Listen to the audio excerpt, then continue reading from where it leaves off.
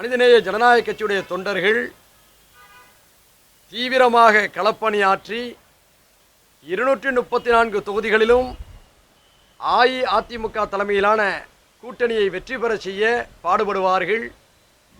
மீண்டும் முதல்வராக தமிழக முதல்வர் டாக்டர் அம்மா அவர்கள் வருவதற்கு தீவிரமாக களப்பணியாற்றுவார்கள் என்பதை நாங்கள் தெரிவித்துக் கொள்கிறோம். இந்த நிலையில் மனிதநேய ஜனநாயக கட்சியுடைய 2 தொகுதிகள், ஒன்று நாகப்பட்டினம், அடுத்து ஒட்டன்சத்திரம், இந்த 2 தொகுதிகளிலும் வேட்பாளர்கள் யார் என்ற ஒரு கேள்வி எழுந்திருக்கிறது. மனிதநேய ஜனநாயக கட்சி தலைமைத்துவத்திலும் சரி, அனைத்திலும் சரி, ஒரு ஜனநாயகத்தன்மையை பேணிக்கொள்ளக்கூடிய ஒரு கட்சியாகவே நாங்கள் அதை வளர்த்தெடுக்க விரும்புகின்றோம். அந்த அடிப்படையில் எங்களுடைய தலைமை நிர்வாக குழு கூடி வேட்பாளர்களை முடிவு செய்து நாளை மதியம் அநேகமாக 1 மணிக்கு நடைபெறக்கூடிய பத்திரிகையாளர் சந்திப்பில் 2 தொகுதிகளுக்கான வேட்பாளர்களை நாங்கள் அறிவிக்கவிருக்கின்றோம். இதுதான் இந்த பத்திரிகையாளர் சந்திப்புடைய முக்கியமான செய்தி. பத்திரிகை நண்பர்கள் உங்களுடைய கேள்விகளை முன்வைக்கலாம்.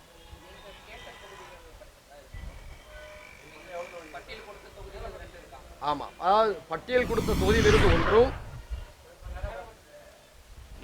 நாங்கள் கொடுத்த பட்டியலிலிருந்து ஒரு தொகுதியும் அவர்கள் எங்களிடம் கலந்து கொண்டு ஒரு தொகுதியையும் தந்திருக்கிறார்கள்.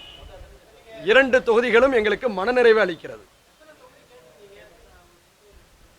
அதாவது நாங்கள் தமிழக முதல்வரோடு பல்வேறு விஷயங்களை நாங்கள் கலந்துரையாடி இருக்கின்றோம். அதையெல்லாம் பத்திரிகையாளர் சந்திப்பிலே அவ்வளவு தெரிவிப்பது நன்றாக இருக்காது.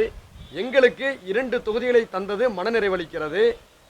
2 தொகுதிகளிலும் அஇஅதிமுக தொண்டர்களுடைய உழைப்பாலும் அம்மா அவர்களுடைய பிரச்சாரத்தாலும் இறைவனுடைய அருளால் வெற்றி பெறுவோம் என்ற நம்பிக்கை இருக்கிறது.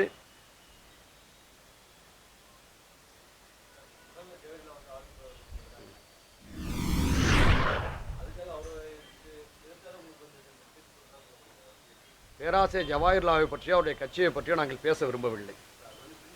எங்களுக்கு அதாவது பிரிந்து வந்தோம், அவர்களை பற்றி நாங்கள் பேச விரும்பவில்லை. மனிதநேய ஜனநாயக கட்சிக்கு அம்மா அவர்கள் 2 தொகுதியை கொடுத்து அங்கீகரித்திருக்கிறார்கள் என்று சொன்னால் எங்களை பற்றி அவர்கள் முழுமையாக விசாரித்து அறிந்திருக்கிறார்கள் என்ற அர்த்தம். எங்கள் மீது மிகுந்த நம்பிக்கை வைத்திருக்கிறார் என்ற அர்த்தம். அந்த நம்பிக்கையை காப்பாற்றும் வகையில் மனிதநேய ஜனநாயக கட்சி தீவிரமாக களப்பணியாற்றும். குறிப்பாக சிறுபான்மை மக்களை பின்னணியாக இந்த கட்சி கொண்டிருக்கிறது. இது ஒரு முஸ்லீம் கட்சி என்று சொல்வதை விட முஸ்லீம்கள் முன்னின்று நடத்தக்கூடிய அனைவருக்குமான ஒரு அரசியல் கட்சியாகவே இந்த கட்சியை நாங்கள் வழிநடத்தவிருக்கின்றோம். குறிப்பாக சிறுபான்மை மக்களை பெரும்பான்மை தளமாக கொண்ட காரணத்தினால் சிறுபான்மை மக்களுடைய வாக்குகளை இந்த கூட்டணிக்கு கொண்டு வந்து சேர்க்கக்கூடிய வியூகங்களை நாங்கள் வகுத்துக் கொண்டிருக்கின்றோம். மிக முக்கியமாக தெளிவாக ஒன்றை சொல்லிக் கொள்கிறோம். கடந்த ஆட்சிகளை ஒப்பிடுகின்ற பொழுது கடந்த 5 ஆண்டு காலத்தில் இந்த ஆட்சியில் அனைத்திந்திய அண்ணா திராவிட முன்னேற்ற கழகத்தின் தலைமையிலான ஆட்சியில் மதக்கலவரங்கள் கட்டுப்படுத்தப்பட்டிருக்கின்றன. இது உண்மை. சமூக பதற்றங்கள் பெருமளவு தணிக்கப்பட்டிருக்கின்றன. ஒரு நாட்டுக்கு தேவை இதுதான். மக்கள் அமைதியைத்தான் விரும்புகிறார்கள், மக்கள் நல்லிணக்கத்தை தான் விரும்புகிறார்கள். அதை முதலமைச்சர் டாக்டர் அம்மா அவர்கள் சிறப்பாக செய்திருக்கிறார்கள். மாற்று கருத்து கொண்டவர்களும் எங்களுடைய இந்த கருத்தை நிராகரிக்க மாட்டார்கள். ஒப்பீட்டளவில்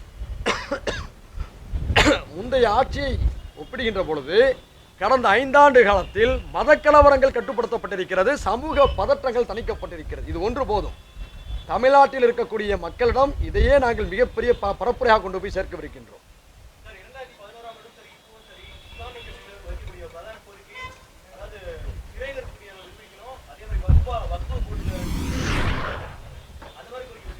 இந்த 2 விஷயத்துக்காகவும் மனிதநேய ஜனநாயக கட்சி தொடர்ந்து குரல் கொடுக்கும். எங்களுடைய மாநாட்டிலேயே நாங்கள் அந்த தீர்மானத்தை நிறைவேற்றி பிரகடனப்படுத்தியிருக்கின்றோம். வைப்போம், பேசுவோம், விரிவாக குறித்து நாங்கள் எங்களுடைய கருத்துக்களை எடுத்து வைப்போம்.